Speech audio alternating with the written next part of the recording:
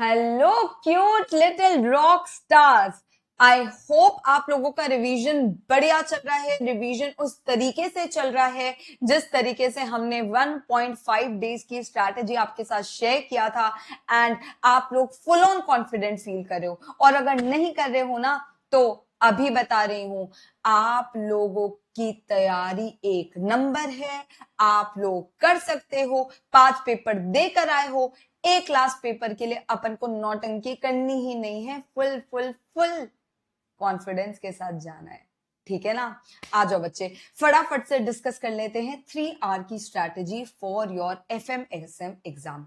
बच्चे सुनो, सबसे पहला जो आप लोगों को 15 मिनट मिलते हैं रीडिंग टाइम, उसमें FM और SM का पेपर देकर आपको डिसाइड करना है which subject to take up first. FM लेना है या SM लेना है। जो लोग थ्योरी में अच्छे हैं आई वुड रिकमेंड आप SM सबसे पहले ले लो, और जो लोग प्रैक्टिकल में अच्छे हैं आई वुड रिकमेंड आप FM सबसे पहले ले लो। लेकिन ये 15 मिनट में डिसाइड हो जाना चाहिए कि FM पहले लेना है या SM पहले लेना है।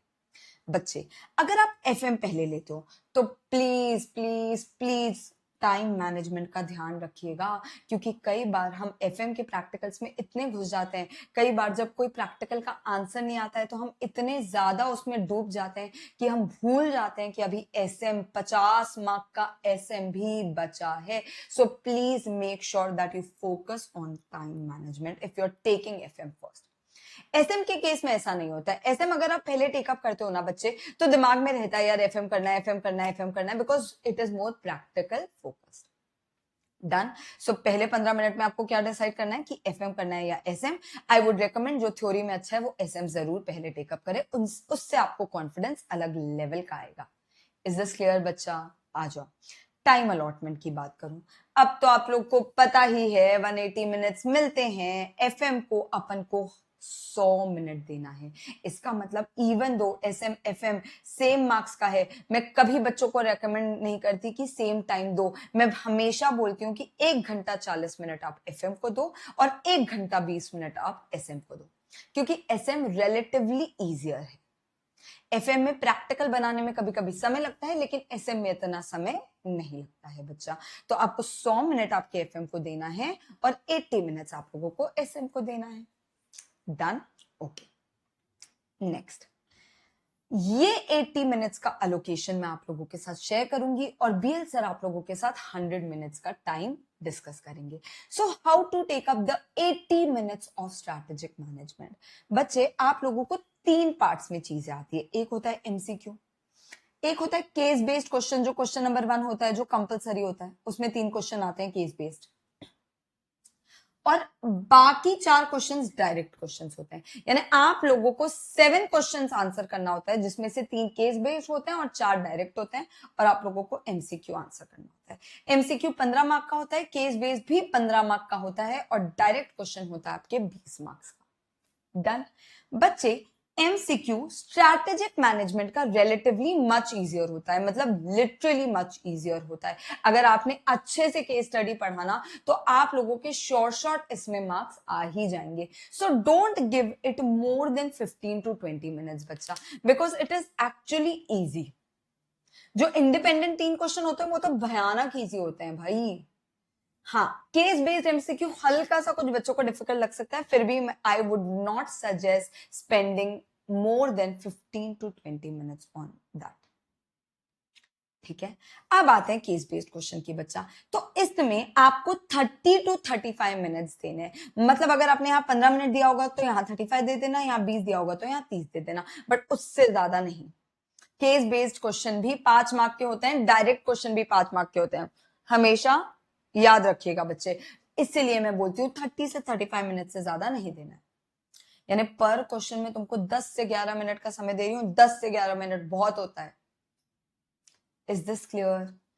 डायरेक्ट क्वेश्चन आपके 4 क्वेश्चन 30 मिनट्स में हो जाने चाहिए। Case based 3 question 30 minutes low, but direct questions में 4 क्वेश्चन 30 मिनट्स में हो जाने चाहिए। केस बेस में आपको फैक्ट लिखना पड़ता है, आपको केस स्टडी लिखना पड़ता है, कंक्लूजन लिखना पड़ता है, इसलिए इसको ज्यादा टाइम अलोकेट कर सकते हो, लेकिन डायरेक्ट क्वेश्चन को ज्यादा टाइम अलोकेट करने की गलती मत करिएगा। ठीक है, यहां 4 क्वेश्चन 30 मिनट्स के लिए है, यानी 7.5 minutes each question. Is this clear? Now very very very important चीज, मतलब मोस्ट इंपॉर्टेंट बोल सकते हो आप इसको, मोस्ट इंपॉर्टेंट चीज, एफएम हो या एसएम दोनों के एमसीक्यू स्टार्टिंग में सॉल्व कर लेना। बेटा एफएम हो या एसएम दोनों के एमसीक्यू स्टार्टिंग में सॉल्व कर लेना। MCQ is 30% of your course and MCQ is the most scoring of all, so why keep it for the end. आप 5 पेपर अभी तक दे चुके हो और अब आपको अंदाजा हो चुका होगा कि भाई एमसीक्यू आखिरी में छोड़ने से एमसीक्यू मिस होने के चांसेस हैं। जो सबसे स्कोरिंग है उसी को छोड़ दिया तो क्या मतलब। तो बच्चे मोस्ट इंपॉर्टेंट, एफएम पहले टेकअप करें, एसएम दोनों की कंबाइंड एमसीक्यू सबसे पहले कर लेना। Is this clear? इज बेटा नेगेटिव मार्किंग भी नहीं है एमसीक्यू में, आप सोचो फिर भी बच्चे छोड़ आते हैं एमसीक्यू, ये गलती नहीं करना है। ओके ओके, लास्ट में एक चीज बता देती हूँ बच्चा, जो ये 15 मिनट होता है ना, जो आप लोग को 15 मिनट मिलता है, उसमें आप सारे क्वेश्चंस पढ़ते हो और आप एनालाइज करते हो एफएम करना है कि एसएम, है ना। अब उसमें आपको सेकंड एनालिसिस ये करनी है बच्चे कि कौन सा क्वेश्चन सबसे पहले टेकअप करना है। जैसे कि अगर आप एसएम उठाते हो और एसएम में लगता है यार नहीं केस बेस्ड क्वेश्चंस ना मैं बाद में टेकअप करूंगा, पहले डायरेक्ट क्वेश्चन में भी जो सबसे आसान लगता है वो वाला क्वेश्चन टेकअप करूंगा, तो बच्चे वैसे ही करना। बिकॉज आप जो भी क्वेश्चन सबसे पहले टेकअप करते हो ना, वो आपको एक अलग लेवल ऑफ कॉन्फिडेंस देता है। सो वो क्वेश्चन जिसके बारे में आप शॉर्ट हो, हमेशा वो पहले टेकअप करो, because that gives you a push start in your exams. Is this clear बच्चा? ये मेरे तरफ से 3 आवर स्ट्रैटेजी है। अब बीएल सर आप लोगों को बताएंगे 100 मिनट की strategy. Done, all the best. FM में जो 100 मिनट टाइम आप एफएम को देंगे ना बेटा, उसमें आपको सबसे पहले केस सिनेरियो को, जो आपका फर्स्ट केस सिनेरियो आएगा ना, सबसे पहले उस केस सिनेरियो को आप सॉल्व करने की कोशिश करें। 15 मार्क्स के एमसीक्यूज को फोकस करें, केस सिनेरियो को सॉल्व करने की कोशिश करें। आपको वो जो केस सिनेरियो और एमसीक्यूज वाला पार्ट है ना बेटा, उसको आपको करीब करीब 20 मिनट के अंदर सॉल्व करने की कोशिश करना होगा।